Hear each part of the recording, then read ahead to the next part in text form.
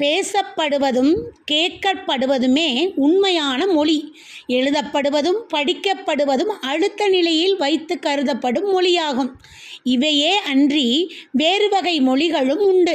எண்ணப்படுவதும் நினைக்கப்படுவது கனவு காணப்படுவது ஆகியவையும் மொழியே ஆகும் என்று சொன்னவர் யார்?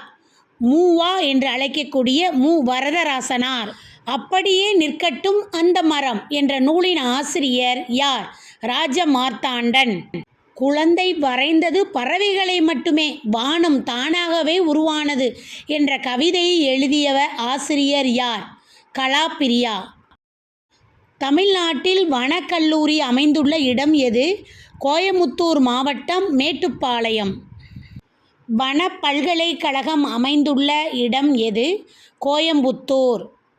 ஆசிய யானைகளில் ஆண் மற்றும் பெண் யானைகளை வேறுபடுத்தி காட்டுவது எது? தந்தத்தின் அமைப்பு. புலிகள் காப்பகம் அமைந்துள்ள இடம் எது? முண்டந்துறை. காட்டின் வளத்தை குறிக்கும் குறியீடு என குறிப்பிடப்படும் விலங்கு எது? புலிகள். இது மிகவும் முக்கியமான வினா. கூற்று: இயற்கை விஞ்ஞானிகள் புலியே காட்டுக்கு அரசன் என்கிறார்கள்.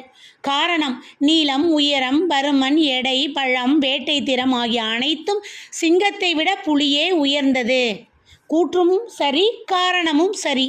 ஆசிய சிங்கங்கள் காணப்படும் கிர் சரணாலயம் எங்கு அமைந்துள்ளது? குஜராத்.